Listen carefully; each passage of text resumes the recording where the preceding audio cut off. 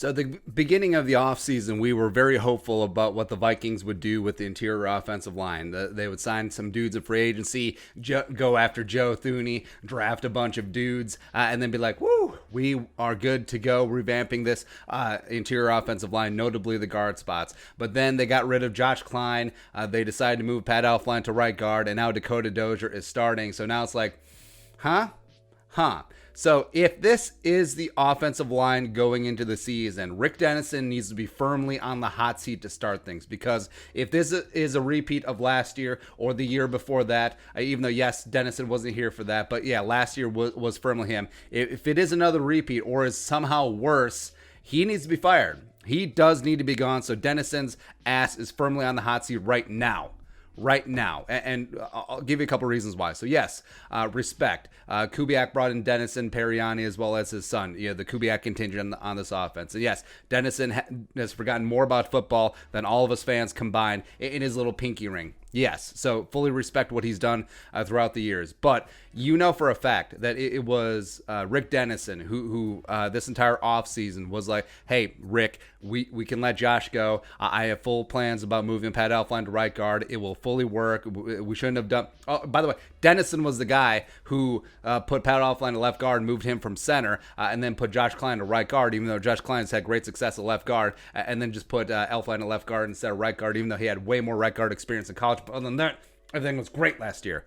So he was the one who went to Spielman and inspired confidence, because it's not like Spielman goes all willy-nilly in the free agency and the draft. He does consult with his position coaches, and Dennison was like, hey, Dakota Dozier is ready to go. AC Aviante Collins, he's going to be competing for that left guard spot, even though we're going to cut him.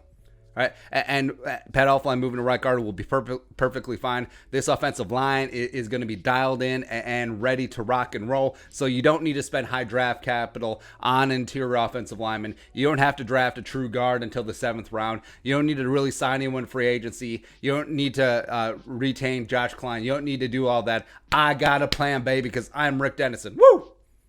So, yeah, that's why Dennison's ass should be firmly online, because this entire offseason regarding the 2 guard spots has got to be extremely disappointing. Like, it has to be, honestly, the worst possible scenario, because not only does Pat Elflein remain, you got rid of your only competent guard from last season, as well as the guard who I like Dakota Dozier as a backup. The guy who started 4 games last year was very underwhelming. He was basically handed the other starting guard spot. And yes, I do blame Dennison for the complete sham, the complete farce of that left guard competition. Aviante Collins was never winning that. Basically, they just served up Dakota Dozier a tomato can just to pad that boxing record. So Dozier is like, he won that competition. He was handed that job. So that's why Brett Jones, who, the way that the Vikings have handled Brett Jones the last couple of years, it's appalling. It is extremely disrespectful. Every single opportunity, 61, when he's given a shot to be on the field, has done great, whether it be in the regular season, first 2 games, 2018, whether it be in preseason, where he was the number 1 PFF graded center in all football last year. The way that they treat him, it's appalling. So, for all the guard competition, Elflein was just handed the right guard job. Dakota Dozier was essentially just handed the left guard job. So no Drew Samia in the competition, no Oli Udoh in the competition, no 7th round pick Kyle Hinton in the competition, as well as no 2nd round pick Ezra Cleveland in that competition at all.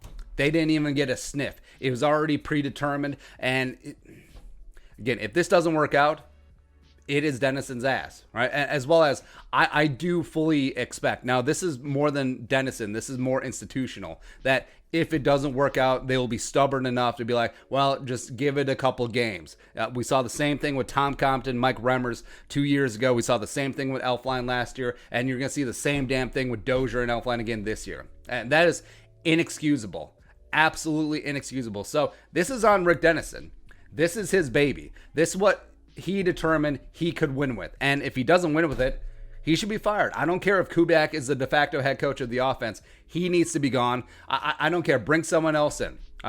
Bring in Alex Gibbs, even though I think he's pretty much like 80 years old at this point. I don't care. I would prefer Alex Gibbs over Rick Dennison if Dennison had a big hand in determining the personnel of the Vikings guards this year, because this is It's inexcusable. And you look at the big moves that the Vikings made on defense, bring in Yannick Ngakoue. You look at Kirk Cousins, he's poised to build on his best season of his career in 2019. You look at Garrett Bradbury, who succeeded down the stretch last season despite deficient guard play around him. And also you look at Riley Reiff, he restructured. He's going to be back. Sorry, took a pay cut. He's back. Also, Brian O'Neill is ready to ascend the heights to become one of the best right tackles in the game. But it is your fault, Dennison. It is your fault. You were the one who convinced Spielman that, hey, Dozier can do it. Hey, Elflein, I can coach him up. It's been coaching before. So, yeah, even though I was at the helm last year when Elflein failed at left guard, I can move him to right guard, and then I'll probably watch him fail at right guard as well. So, you don't need to do that. Also, Drew Samia doesn't need to start. Brett Jones doesn't need to start. Ezra Jones doesn't need. Ezra Cleveland doesn't need an opportunity to start. Oli Udoh, we'll keep him at right tackle. He doesn't need an opportunity to start a guard either, even though he'd be dynamite at right guard. So yes, if this offensive line does not produce, if they don't open up lanes for Dalvin, if they don't protect Kirk Cousins, which, by the way, the interior offensive line got demolished by Jaleel Johnson and Armon Watts at the Friday scrimmage last Friday. So yeah, if this doesn't work out, it's your ass. He needs to be on the hot seat right now. But other than that, I have no feelings on the subject. All right. So your thoughts, let us know in the comment section below. Subscribe for daily Vikings takes. Want to support that work, post some in the Venmo. But until next time, Skol, production value.